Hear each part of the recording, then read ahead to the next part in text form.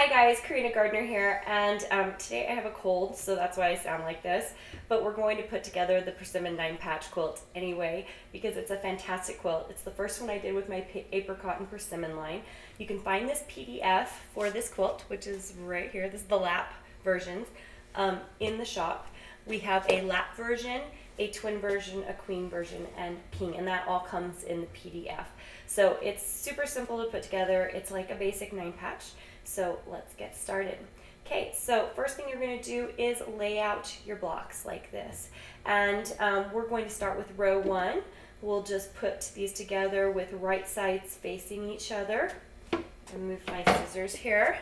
And we are going to sew along the edge. We're using a 1/4 inch seam allowance. So you can see I'm using my 1/4 inch quilting foot. Okay, so there we go. I can't remember which way it went, that's okay. Let's drop on the third one here.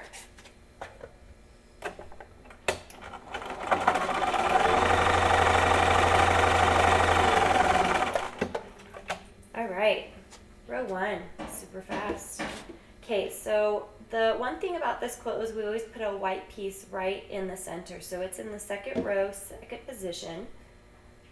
And we're going to sew that real quick together.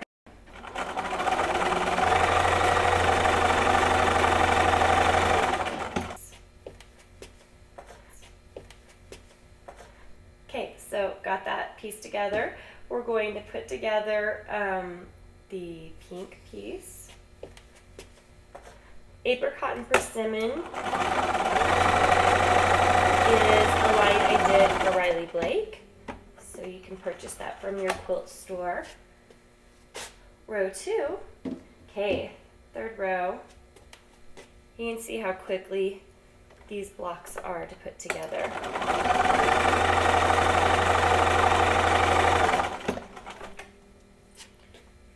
There we go, last one.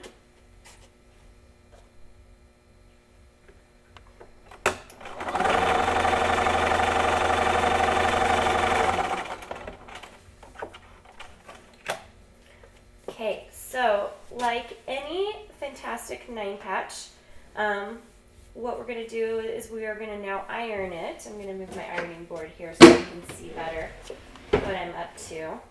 And I'm going to make sure and iron separate ways. So I'm going to, let's see here.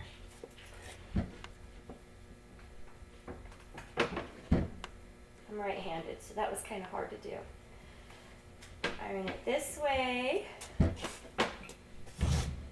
this side. So it's all flat, and my seams are going this way. So for this one, I'm going to make sure my seams go this way, okay?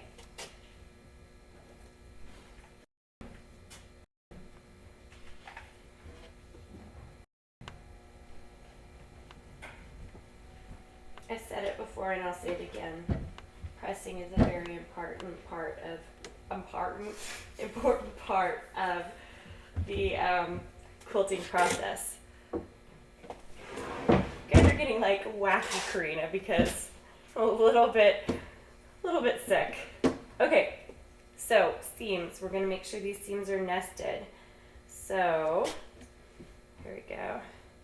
Gotta lay it on here correctly. There we go. And if you want to, you can pin it so that your blocks and seams match up if it makes you really nervous. I'm just going for it here.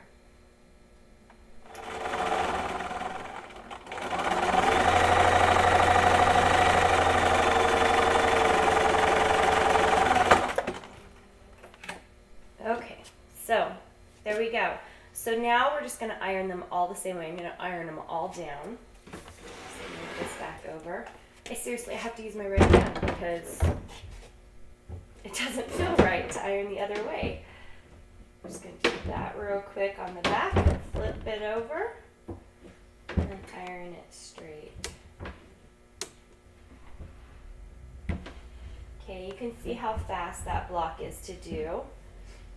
The lap quilt, the second time I made it, because I made 2, the second time I made it, it took me 3.5 hours to put together the entire quilt front. It was so fast, which I love. Okay, there we go. Look how cute that quilt block is to make. So for this quilt, what separates each of the blocks is the sashing. So what you're going to do is you are going to put the sashing at the top and the bottom of the block. And you can see here what it will do is you'll be able to, really see the blocks and see how they pop because of that.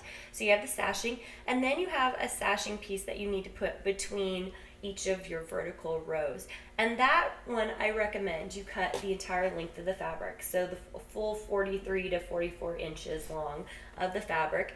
In our case, because we did a 4-inch block, we're doing a 2.5-inch sashing, and all of those measurements are in the PDF if you're going to make this quilt. And so what I'd recommend is you have the full length, and then you just trim it on the ends so that you can make sure that it is it fits the entire full length of your vertical blocks. So that's how you make the Persimmon 9-patch. So easy to make. It's such a great 9-patch, and it turns out really beautifully. You can find more tutorials on the CGTV YouTube channel, and you can find this PDF in our shop. Thanks, guys.